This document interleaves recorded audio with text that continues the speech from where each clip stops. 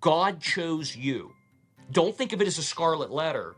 God saw your strength, he saw your resilience, and he gave you a child that needs a little bit of extra work.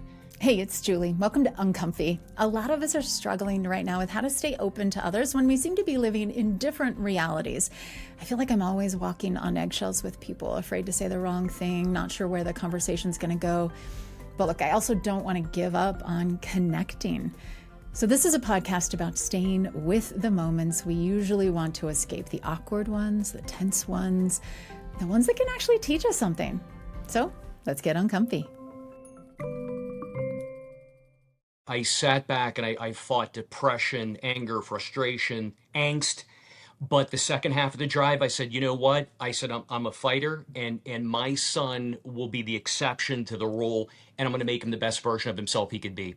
Friends, I want you to meet Harry Psaros. He is the author of From Struggle to Strength, A Father's Journey with Autism and the Power of Hope and Positivity. It's a memoir about his family's journey after his son Gus was diagnosed with autism. And as you can see, Gus is with us as well. He just graduated from Kent State University with a degree in physical therapy. He's going to be a PT assistant. Harry, Gus, welcome. It's so great to have you both on the show. Thank you so much. It's just an honor to be here. It's so fun to have this dynamic father-son duo. So we're going to just have an expansive conversation. But if we could start, Harry, with the moment you were just describing. So you're driving back from what? What was so challenging in that moment for you? So we were very fortunate. There was a lot of buildup to the diagnosis. And you have to understand, I was fighting my wife. It's part of my journey. I initially didn't believe it. I'm the type of guy that could have fun at an insurance seminar. It was hard for me to fathom that I would have a son that might have social difficulties and amongst other things. So when I found out, we had a 2-hour ride home from Cleveland to Pittsburgh, where we live, the city of champions. And the first hour was everything you would think about. I was just stoic and quiet. I was angry at the world. I was the angst. I mean, what's my son's future look like? I realized I owed my brilliant wife, Michelle, an apology. All these things are going through my mind. When the hour 2 kicked in, I got hyper-adrenalized. I get, every time I talk about this moment, I still get goosebumps. And I sat there and went, you know what? You throw the excuses out. And I said, I'm going to do everything possible to make my son, this guy, the best version of himself that I could be. And the second we parked the car, on top of hugging my mother who was here watching my youngest son, everything else, I ran to the bookstore to educate myself, because you can't battle an opponent until you learn about it. And that's what I did. And I'm happy to say the results speak for themselves. It's been a lot of work for my wife and I, but Gus is flourishing. Yeah. So, Gus, how old were you when you were diagnosed? I was 3 years old. Okay, so you don't remember that drive home probably, right? I do not. I mean, even if I did, very faintly. Okay. And Harry, you were just saying that you had been fighting your wife, Michelle, on this. So she had some inklings that something maybe was amiss or different with Gus, and you had been like, absolutely not. Is that what you mean, that you'd been resisting? I want to state definitively, and I respect all warrior moms. And my wife, Michelle's one of the toughest. But, she was starting to see things. You think of a typical child, right, with a car. You run it back and forth. Well, Gus would turn it around and spin and just stare at the wheels. He wouldn't interact with his peers as much. He would drop him off at my parents, and he wouldn't say bye to her. She was seeing these differences. And she started bringing up the word autism, and I'm like, wait a minute. You're going to put a scarlet letter on our son.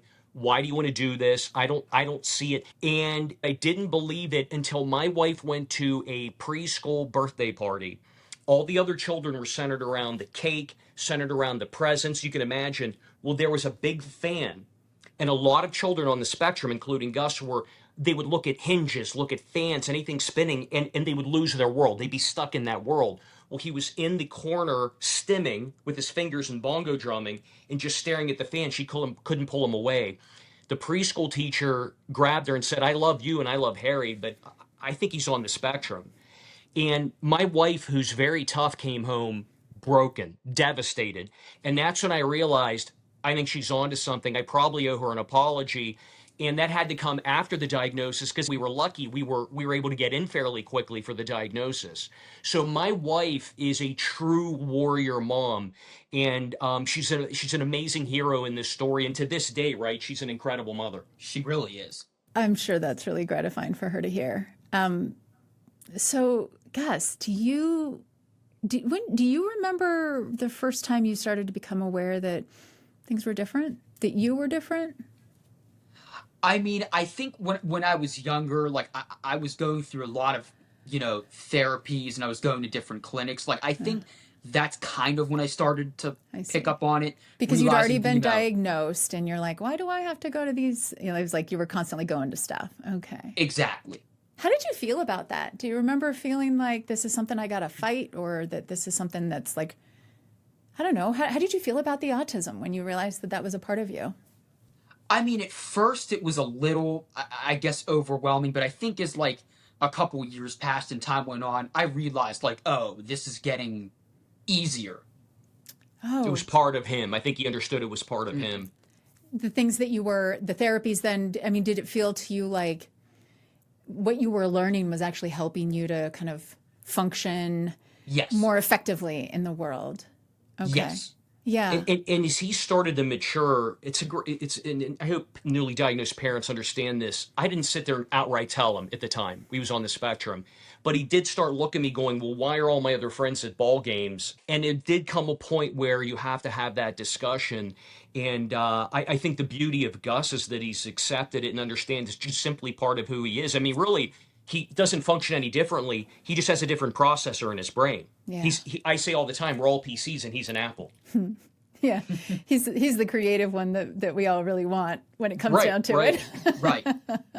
Are there things that you have come to feel are actually strengths, like that because of your autism, here are some things that are like really special about you? Yeah, I think the big one is, I'm always kind to everybody. Like, I feel like that's a big part of me. His superpower, he's incapable of negative thought. He looks for the good in it, right? I'm saying everything. You're exactly right. He looks for the good in everyone. And Julie, I'm telling you, I mean this. If we replicated my son around the world, it'd be a much better place.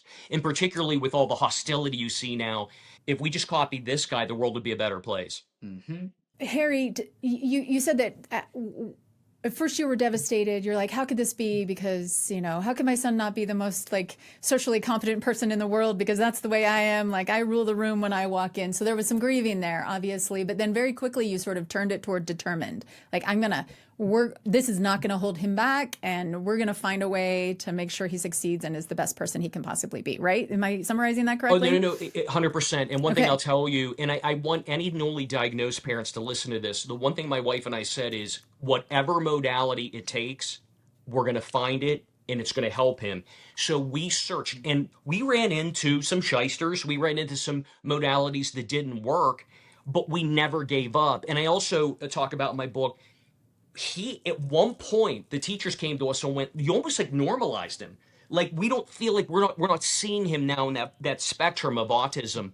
He was assimilating well. Then one day I don't like Crocs to this day. He went to put Crocs on. He forgot to put the backs of the Crocs on. He fell down 2 flights of wooden stairs with a big concussion. We lost 2 to 3 years of therapy. He went from knowing how to play the piano to forgetting. He regressed in school. So we were absolutely devastated. It was, in boxer's analogy, we were knocked down.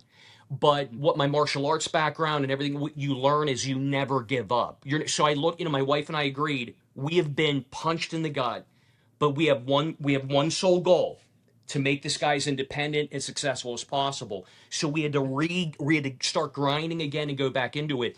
But we shed some tears. One seminal moment in this kid's life set him back 2 to 3 years, but we never gave up. So keep looking for those modalities. And we were fortunate to find several, in particular one that was a game changer for us. Yeah. What was that? The biggest one was brain balance. I went through roughly 3 semesters, right? 3 semesters worth of sessions in brain balance. Is it like brain training? It's like neuroplasticity. It's based on the God bless Dr. Robert Malello. He wrote a book called Disconnected Kids and Reconnected Kids. There's basically 2 hemispheres to the brain, right? initially it's a plus for anyone with autism. One is larger than the other, so they're a little more ahead of the kids, their peers. But what happens is they grow, there's a disconnection.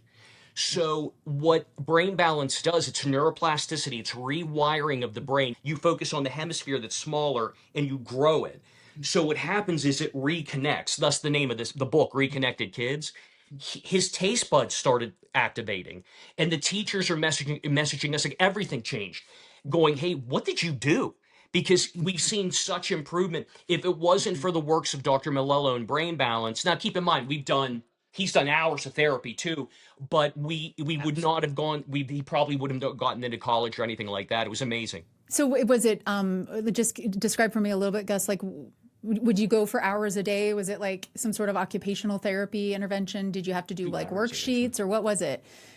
It was about a couple hours a day. Wow. That I would be there Different and just exercise. You could tell. right, like different exercises, doing different activities, just to like reprogram the brain. Okay. It involves everything: sight, smell. Think of every sense, Yeah. but it's all directed at the one hemisphere. It's incredible, but it was a game changer for us. Yeah, Right. that's amazing that it made so much difference.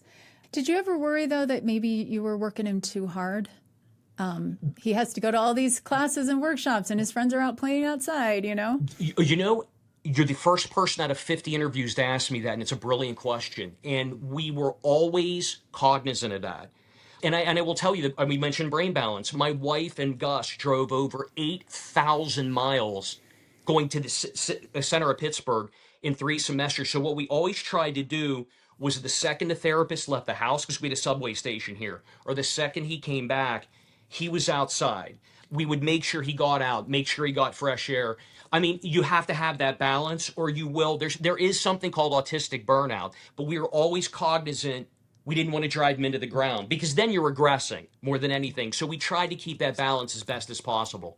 Well, Gus, I happen to know from the book that your senior year of high school, is this true that they kind of gave you a break from all the autism training stuff? Like, were you able to kind of just chill out and enjoy your senior year? So what was that like for you? What was your senior year like?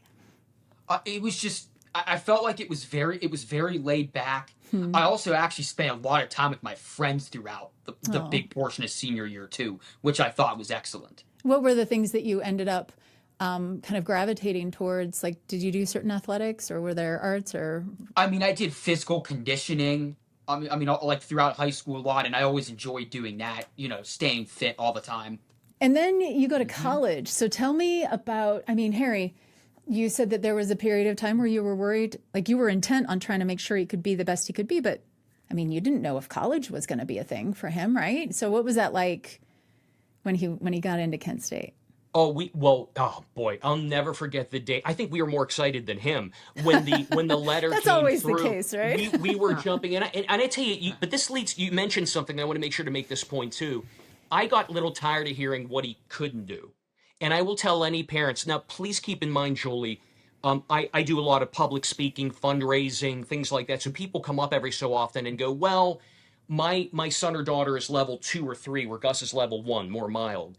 And I always tell them the goal is still the same, which is improvement every day. Now, their wins may look different. Their future may look different. I don't know what it'll be. But I always tell them what applies in my book applies to their child. But what I got tired of hearing was what he couldn't do. I never accepted that, because if I did, he wouldn't be a college graduate right now getting ready to go to grad school. You can't win a race. You can't win a war. You can't win if you're aiming low. And we always, with both my sons, you know, they both have a vision board. So both of these guys have been trained to aim high, and we refuse to accept anyone telling us what he couldn't do. But we were ecstatic. I mean, we were high-fiving. We were very excited. Mm-hmm. Yeah. Was Kent State your idea, Gus, or was it your dad's? It actually was me, believe it or not. It was you. I'm so glad it was your dream. After 2 visits there, I fell in love with it immediately. I think it was just the campus in general, and like just how amazing of an atmosphere it was. Yeah. Like that was the big thing for me. Yeah. Well, it sounds like it went great for you. I mean, you got a degree. And it did. Sounds like you found your calling too, to physical therapy is something. What's on your vision board then? What's kind of the next big thing for you? I mean, just getting through these last couple years here, and then just finding a place to work at. So you're That's going to go pretty much ahead. it. You're going to go on and do a secondary degree then, an additional credential for for PT. Yes, It'll be correct. two years. And Julia, we're leaving off the big one. So we had degree, Ram truck, degree, Oh. job, wife. That's the vision board. And this guy's in a fully loaded, blacked out Ram truck that's gorgeous. So my wife and I felt that was a just reward. He's been waiting 8 years for it. So he's on a roll, this guy right now. He's on quite a roll. He's definitely doing better than me at the moment. Oh no, Gus, what did you think about your dad writing this book that includes so much of your story? Oh, I was very supportive of it. Seeing now how it's going around to everybody worldwide. It's such an amazing feeling. Yeah. What is it that you hope that other people who have autism might gain and their parents from your story, Gus?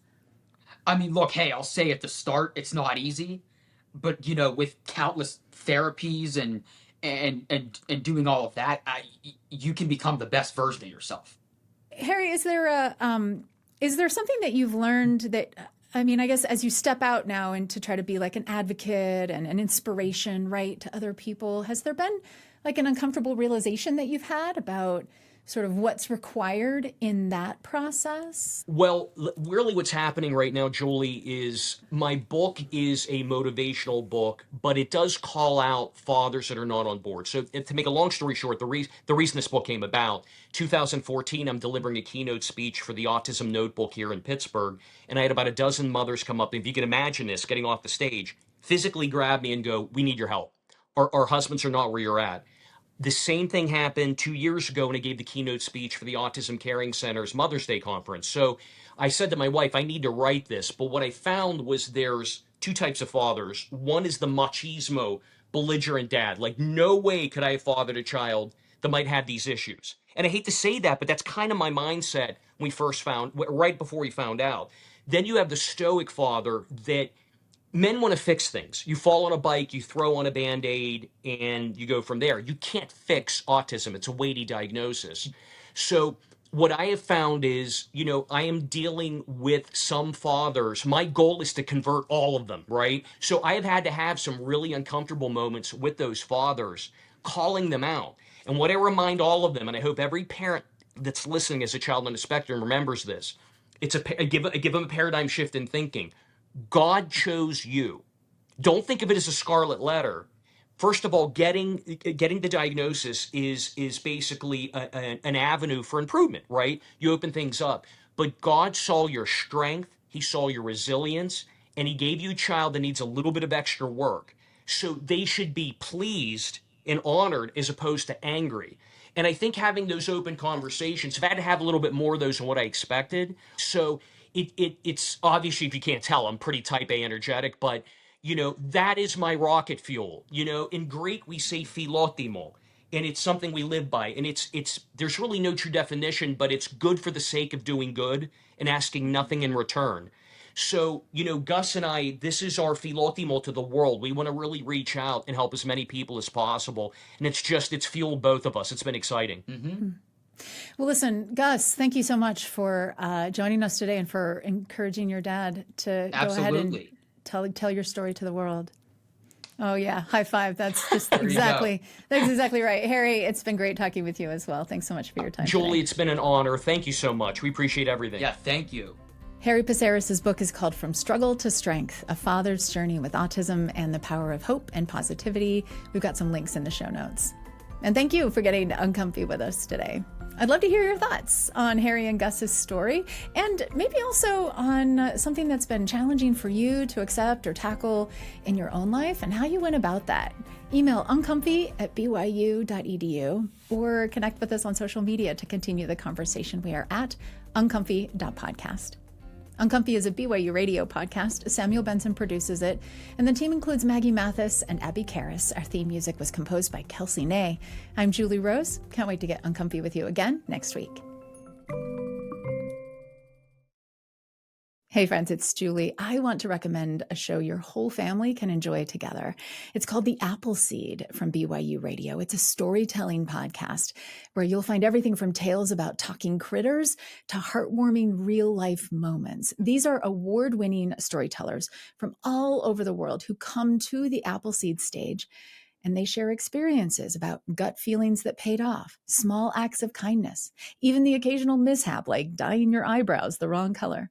So gather your family for great adventures that might just spark stories of your own that you can share with the people you love to create connection. Tune into the Appleseed on BYU Radio or listen on your favorite podcast app.